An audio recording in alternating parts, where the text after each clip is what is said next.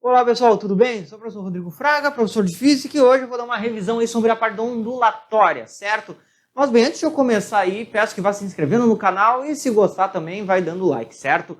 Lembrando também, tá?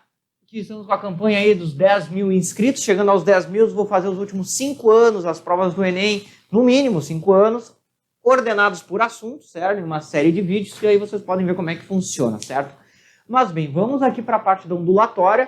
Ok? Primeira ideia da parte da ondulatória é justamente o conceito de onda como sendo uma forma ou uma perturbação que transmite energia, ou seja, a onda é uma transmissão de energia, uma energia em trânsito, podemos dizer assim. E a onda ela acaba tendo duas classificações, o que a gente chama as ondas eletromagnéticas e as chamadas ondas mecânicas. As ondas eletromagnéticas, elas são de origem eletromagnética.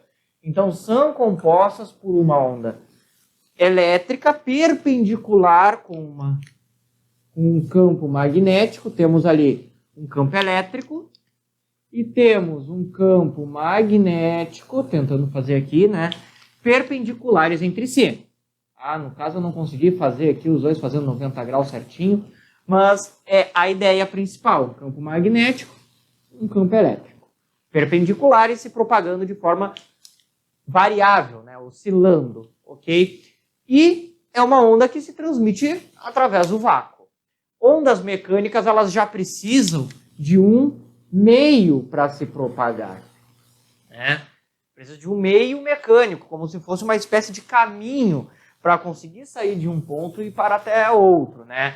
Ondas em cordas, ondas no mar, o som, ótimos exemplos, né? Dentro dessa ideia de ondulatória, nós temos a seguinte expressão, V igual a lambda F. O que é V igual a lambda F? V é a velocidade de propagação dessa onda, né? O quanto ela leva, a velocidade com que ela sai de um ponto e vai indo para outro. Lambda é o chamado comprimento de onda. O que é o comprimento de onda? É o caminho todo, é a distância que ela percorre até fechar uma oscilação, né? Se eu tenho a onda representada dessa maneira, a minha oscilação enquanto se propaga, certo? Tem oscilação dessa maneira aqui.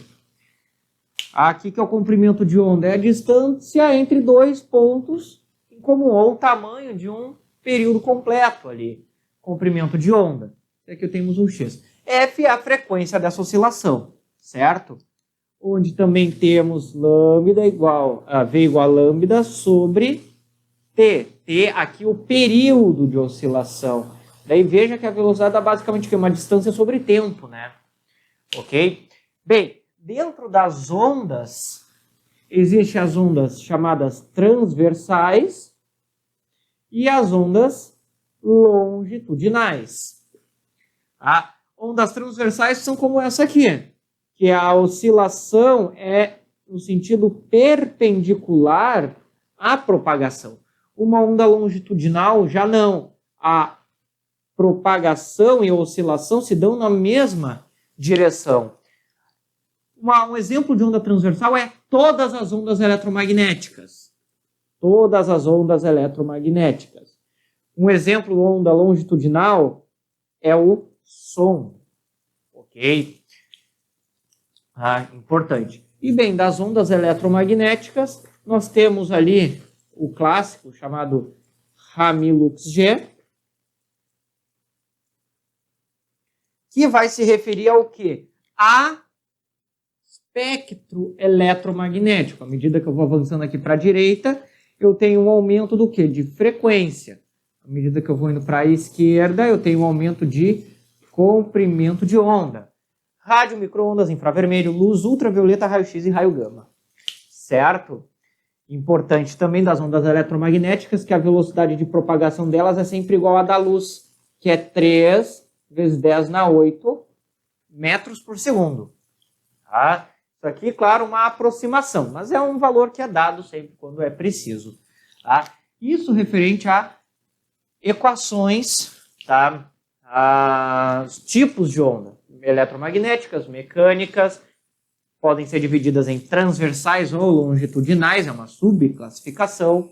Tá? E aqui o espectro eletromagnético, ou seja, todas as ondas eletromagnéticas que nós podemos utilizar e imaginar aí, no caso. Ok? O outro ponto aí é com relação à chamada amplitude, que é o pico de oscilação dessa onda, é o quão ela consegue, né, se distanciar do que? Desse chamado ponto de equilíbrio dela. Vamos supor isso, né? Que a onda ela vai se propagando, mas ela oscila em torno de um ponto. A maior distância que ela tem desse eixo de referência é a amplitude, certo? Bem, isso aqui com relação ao intuito geral de ondas, né? Elas têm essa expressão, podem ser classificadas dessa maneira. E agora a gente vai para os fenômenos ondulatórios. Fenômenos ondulatórios.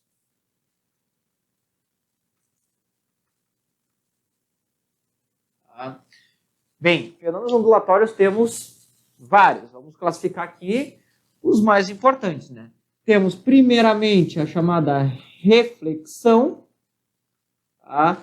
Que isso ocorre com uma onda, né? Vamos representar uma superfície.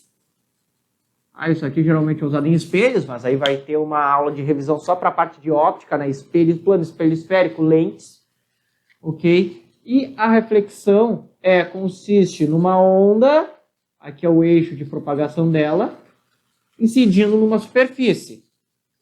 Ao incidir na superfície, ela vai ter sua trajetória desviada, de forma que entre o raio incidente e o raio refletido, vai ter o mesmo ângulo θ com relação à reta normal. É o fenômeno da reflexão do som. A reflexão, isso ocorre tanto para a luz quanto para o som, certo? Qualquer tipo de onda vai haver a reflexão, certo? Daí, aqui é com o intuito falando da luz. Para uma corda, nós temos a onda sendo refletido, né, para uma corda que está numa haste livre, que daí, ao refletir, essa onda simplesmente volta da mesma maneira. E a onda refletida numa extremidade fixa, ou seja, esse ponto está preso. Ela vai refletir com a fase invertida. É outro ponto importante aí da reflexão. Mas aí são dois detalhezinhos. Temos na sequência a chamada refração. O que é a refração? Bem, já é quando a onda ela consegue não apenas refletir, né? Tá aqui a minha onda, mas ela troca de meio, vamos dizer assim, ela penetra no meio, ok? E daí a gente diz que sofre essa refração, que é o quê? Quando a onda troca o meio de propagação. Então a gente tem um θ1 aqui de incidência, aqui um θ2, né? Daí, bem, para isso temos os índices de refração, N1 e N2, que determinam a velocidade da onda neste meio, né? O índice de refração é igual à velocidade da luz divididos pela velocidade, né, da luz no meio, isso aqui para a luz, ok, específico para a luz. E aí temos a relação N1 seno de θ1 igual a N2 seno de θ2. Tá?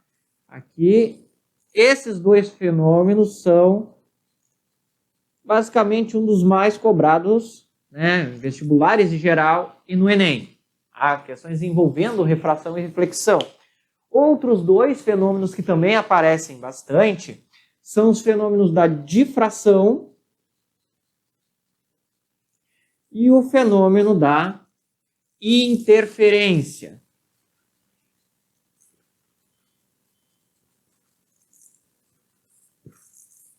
Ok?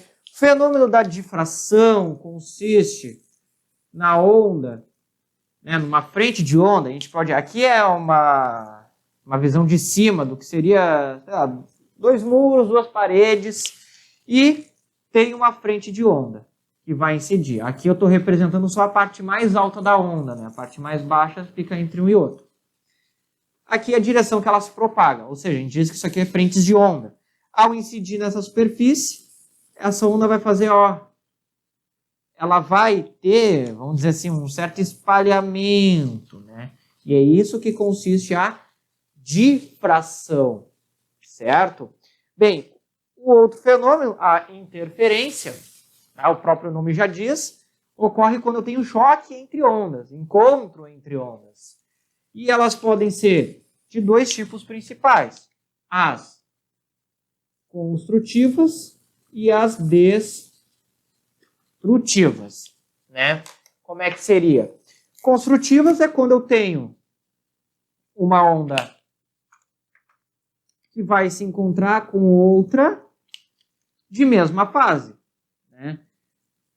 Ou seja, as duas voltadas para o mesmo lado. Quando elas se encontrarem naquele ponto, eu vou ter o quê? Uma soma de ondas.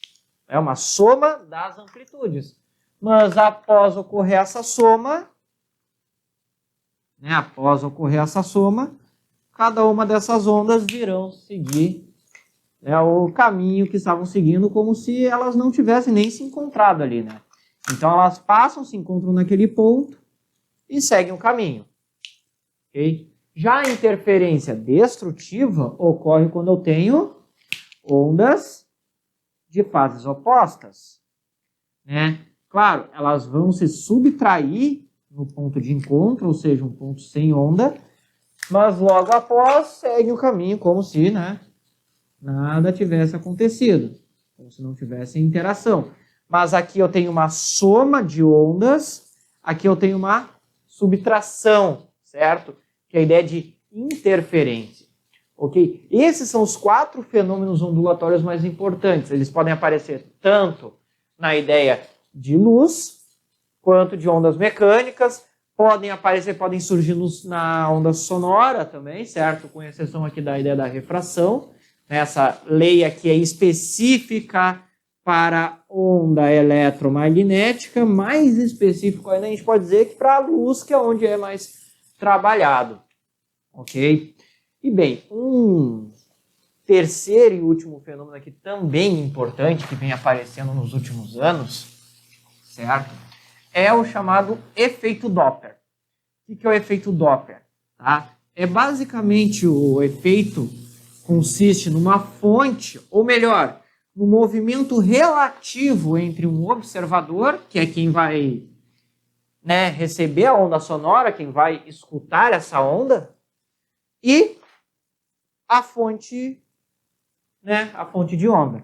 Então, vamos supor, aqui eu tenho uma fonte, tá? Considerar como um ponto, que vamos pensar como sendo ali até a sirene de uma ambulância, por exemplo, né, que é a forma mais clássica. Do outro lado, eu tenho o observador. Quando eu falo observador, é a mesma ideia que o ouvinte. Tá? Só que na física, todo ente que vai medir algo, a gente chama de observador, né? Essa fonte emite ondas, só que devido ao movimento da fonte, certo? Aqui está sem movimento. Essas ondas vão ter diferenças de comprimento de um lado para o outro, né? Como assim? Se eu tiver que colocar essa fonte um movimento para cá, por exemplo, essas ondas, elas na parte, né, onde está se movendo, as ondas serão mais próximas, do outro lado mais afastadas, né? De forma que aqui o comprimento de onda aumenta, aqui diminui. Em consequência, a frequência aqui diminui, sons mais graves, se for o som, e aqui frequências mais altas, ou seja, são mais agudos, certo? Claro, chegando ao observador. Tá? Observador aqui. Se eu coloco o observador aqui, ele vai receber frequências mais graves, certo? E isso aí é a ideia do efeito Doppler. Tem um cálculo, ok, mas não tem caído nos últimos anos. A ideia é mais pensar no movimento relativo, certo? E é sempre bom pensar assim, se entre a fonte e o observador eu tenho um movimento relativo de aproximação, seja por parte de quem, tá? Eu vou ter um aumento de frequência.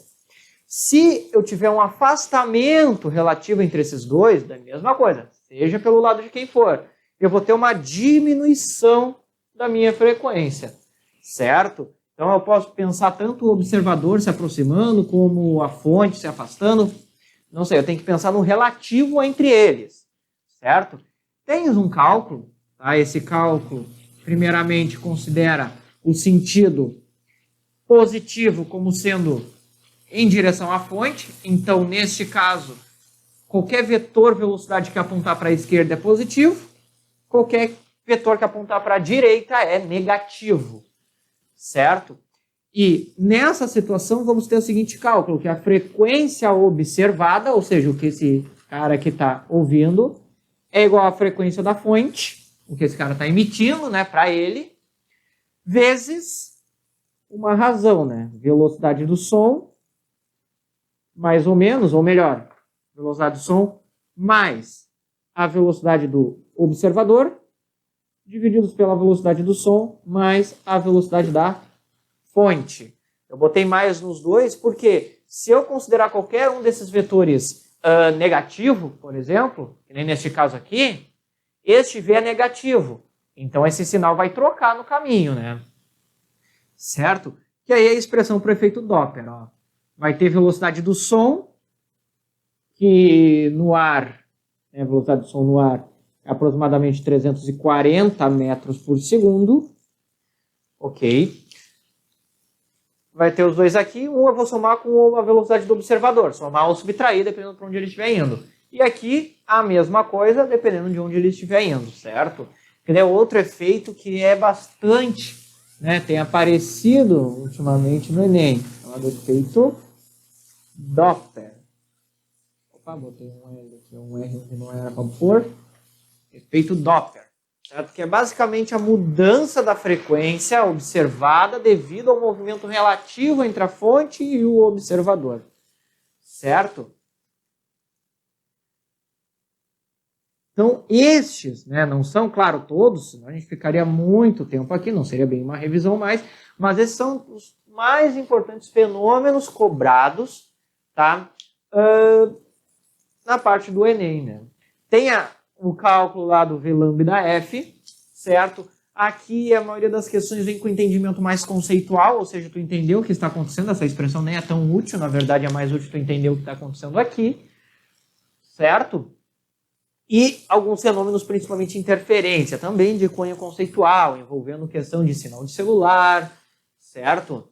E bem, pessoal, de ondulatória tínhamos isso, né? O próximo vídeo aí vai trazer a revisão mais para parte da óptica, certo? Da ideia de formação de imagens, o que a gente chama de óptica geométrica, certo? Esses fenômenos aqui se encaixariam na chamada óptica física, mas a gente não costuma fazer essa separação aqui, né?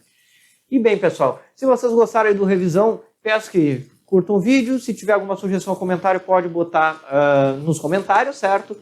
E bem, lembrando a campanha dos 10 mil aí, que daí eu chego com os últimos 5, no mínimo 5 anos do Enem aí resolvidos, né, em vídeo e ordenados por assunto.